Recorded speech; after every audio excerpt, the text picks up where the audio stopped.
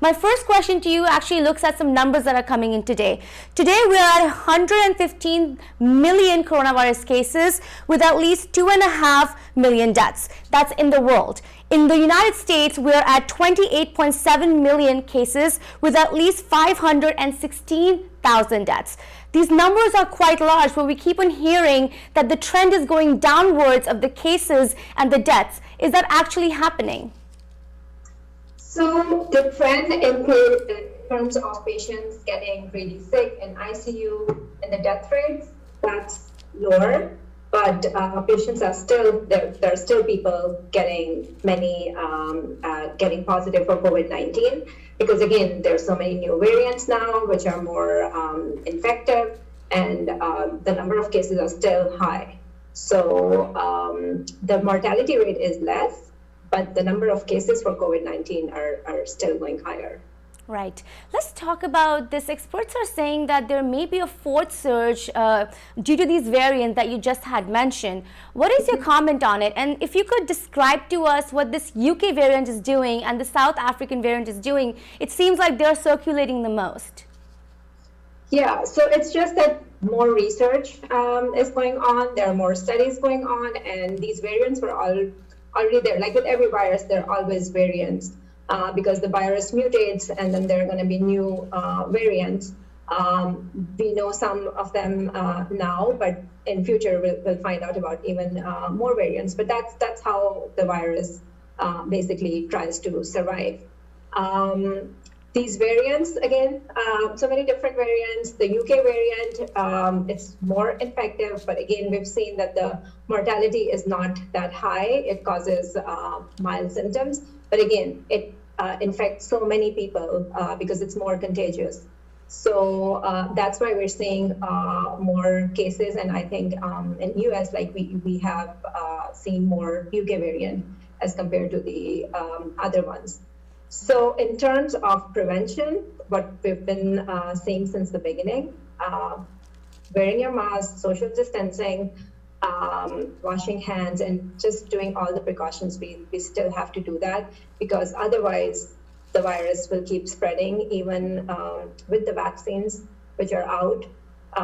There are so many people who still don't have the vaccine. Right. And again, the vaccines still don't prevent you from getting COVID again because all these new variants are coming out.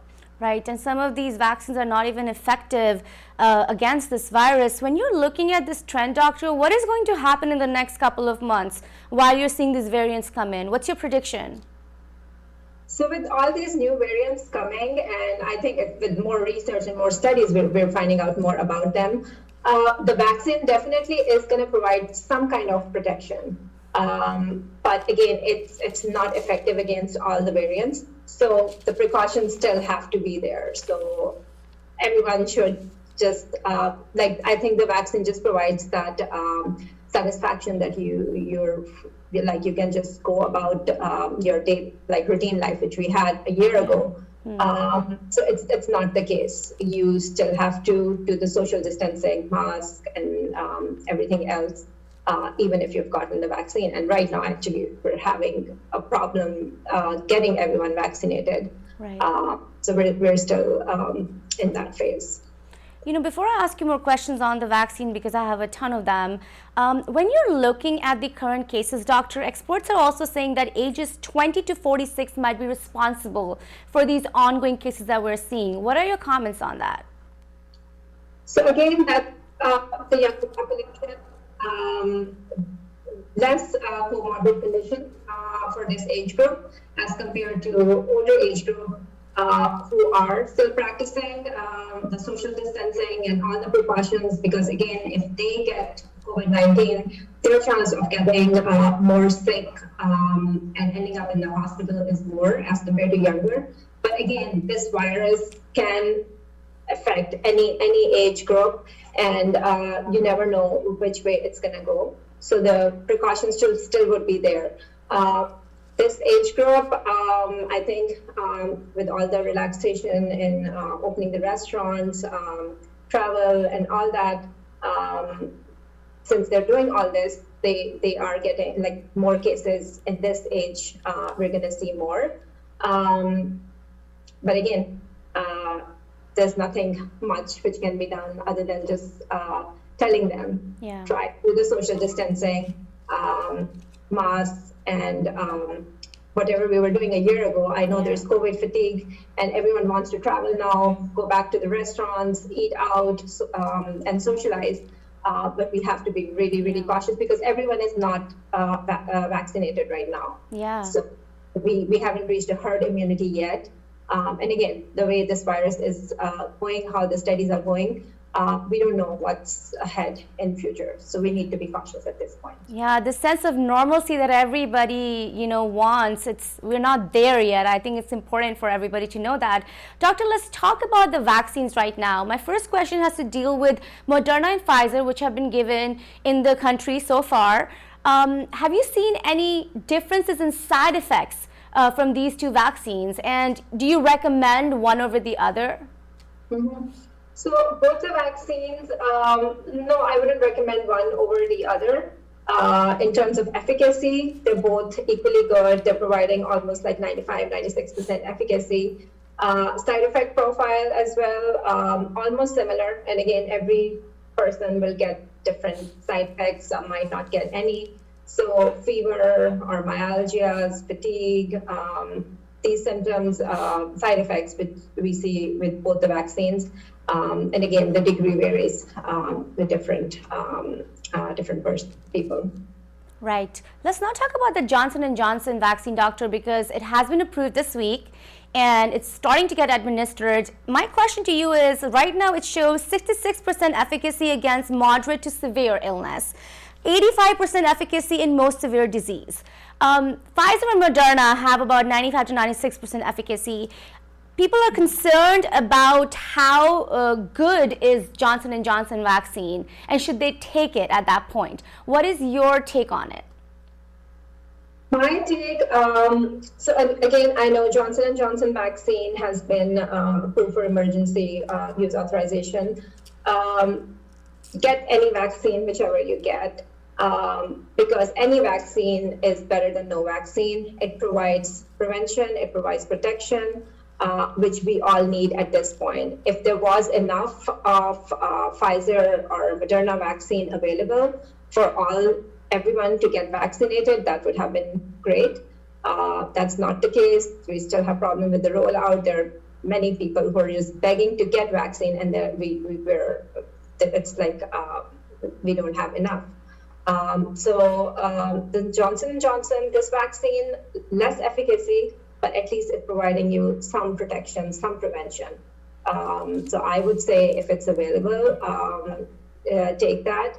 Again, they still need to do more research. There has to be more studies, and if the efficacy can get better, that would be obviously the best scenario. They are studying a 2-dose regimen, doctor, to add perhaps a booster shot. So do you think that could help the efficacy from the Johnson & Johnson vaccine if they were to add another shot? So this is how all the vaccines work anyways, even the hepatitis, MMR, all the vaccines. You get one vaccine, it starts building antibodies, you start building some immunity, and when you get the second vaccine, it just like boosts up that immunity. So Pfizer, Moderna, they already have 2 shots. Johnson & Johnson came up with 1 shot right now, and looks like, again, to make it more efficacious, they're recommending this booster vaccine, which will again boost up the immunity. So again, as I said, like they need to do more research. It needs to be studied more to make it more efficacious, and so it can, like, people are willing to take it as happily as they're taking Pfizer or Moderna. But I guess any vaccine at this point is, like, you should get that. Another vaccine I wanted to ask you about, doctor, was the Astrazeneca, because the World Health Organization has approved it for several countries that are developing. And South Africa, however, had to stop it because of the South African variant. It wasn't effective against it. How much do you know about AstraZeneca, and do you see it getting approved in the U.S.? So again, so far it's not approved here, so we're not hearing too much about it here. Again, but in countries where there's problem with storage, And even we have the problem here as well. It's not that easy to store the Pfizer and Moderna, Pfizer vaccine especially. And tons of vaccines are getting wasted when there are so many people who want to get vaccinated. So in that regard, AstraZeneca vaccine is good. Like, you don't need those temperatures to keep it safe. But again, needs a lot of study, a lot of research for it to get for it to provide that efficacy which Pfizer and Moderna are giving. And when you're looking at all these vaccines, doctor, how long will this immunity last for? Some experts say they guarantee 90 days, but my question is, does it last beyond that? So 90 days is just like a general cutoff that till this time, at least you have the maximum amount of immunity. It can last even later than that. Every body is different. The immune response is different. Even if the way we've seen with a person having COVID, some patients had COVID antibodies up till 3 months in their bodies. Some had it even later than that, and some also have it even after a year. But again, it also depended on the viral load, how much they had. So with the vaccine, 3 months, yes, definitely that's going to be the highest, like the maximum immunity. After that, it starts decreasing. But again, you still have antibodies in your system. So whenever you contract a virus, the body will fight. Yeah. I just have a couple more questions for you, doctor. When you are looking at people that are vaccinated, a popular question that's coming up is, what can they do after they're vaccinated? Do they have to mask up? Do they still maintain social distancing? Can they go out to restaurants and eat? How are you looking at that? So again, vaccine provides some prevention, but at the same time, there is no guarantee that you cannot get COVID again. Again, there are some studies going on with Pfizer, and they are saying that the chance of having COVID after getting Pfizer vaccine is very less, but we still have to be very, very cautious.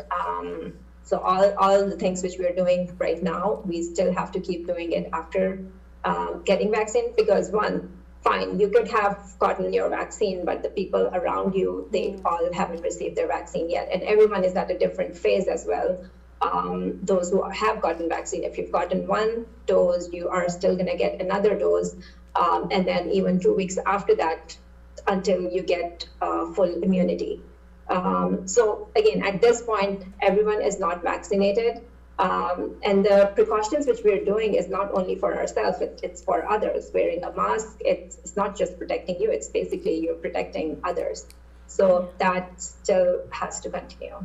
Right. Doctor, another big issue that's up for debate when you're looking at vaccination is the issue of schools reopening.